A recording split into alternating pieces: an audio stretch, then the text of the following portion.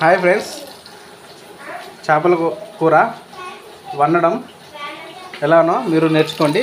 నేను చెప్పేస్తాను. ఫస్ట్ నూనె పోసుకోవాలి. నూనె పోసుకున్నాక కొంచెం తగినంత నూనె పోసుకొని ఉల్లిగడ్డ వేసుకోవాలి. ఉల్లిగడ్డ వేసుకొని కొంచెం చిటికెడు పసుపు వేసుకొని కొంచెం గోరువెచ్చలాగా వేపుకోవాలి. ఉల్లిగడ్డలు గోల్డ్ కలర్ వచ్చే వరకు. తర్వాత కొంచెం అల్లం వెల్లిగడ్డ వేయాలి తగినంత. అంటే కొంచెం నీసు వాసన రాకుండా అంటే కొంచెం ఎక్కువ వేసుకోండి. నార్మల్గా సరిపోతుంది అంటే కొంచెం వేసుకోండి, సరిపోతుందండి. చూడండి, అలా కలిపేసుకొని గోల్డ్ కలర్ వచ్చి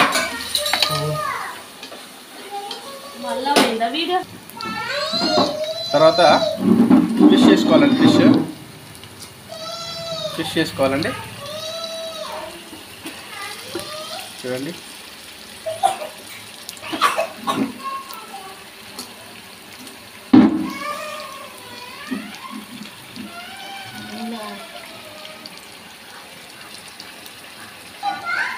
తర్వాత ఫిష్ వేసుకున్న తర్వాత కొంచెం తగినంత ఉప్పు వేసుకోండి. ఉప్పు వేసుకొని తగినంత కాస్త కారం తగినంత మోతాదు వేసుకోండి. ఎక్కువ వేసుకుంటే కారం ఉంటుంది. మీకు కారం అవసరం లేదు అనుకుంటే కొంచెం వేసుకోండి. తర్వాత చిటికెడు ధనియాల పొడి,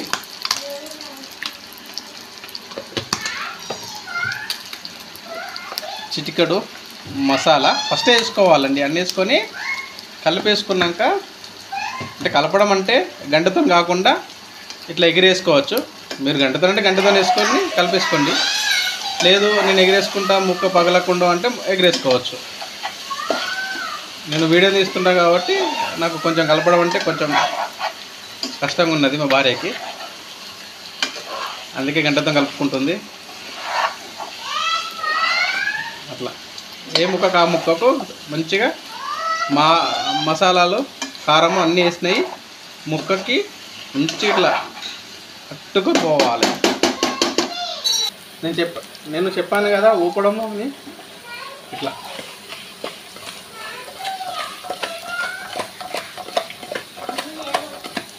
ఇట్లా ఇట్లా ఊపేసుకుంటా అంటే ముక్క చితకదు.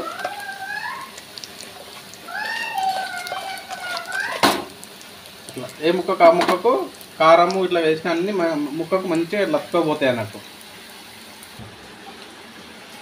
తర్వాత చింతపండు. పాత చింతపండు అయితే టేస్ట్ ఉంటుందండి. కొత్త చింతపండు అయితే కొంచెం నార్మల్గా ఉంటుంది టేస్ట్. ఈ పాత చింతపండు ఇలా పిసికేసుకోవాలండి. బాగా మంచిగా పిసికేసుకున్నాక తర్వాత అందులో పోసుకోవాలి. అంతలో మనం మొదట ఫిష్ ఫ్రై వేసుకున్నాము. ఆల్మోస్ట్ దగ్గరికి అయినట్టే, 90% అయింది. ఇప్పుడు చింతపండు పిసుకున్న చింతపండు ఇప్పుడు ఇందులో పోసేసుకుందాం.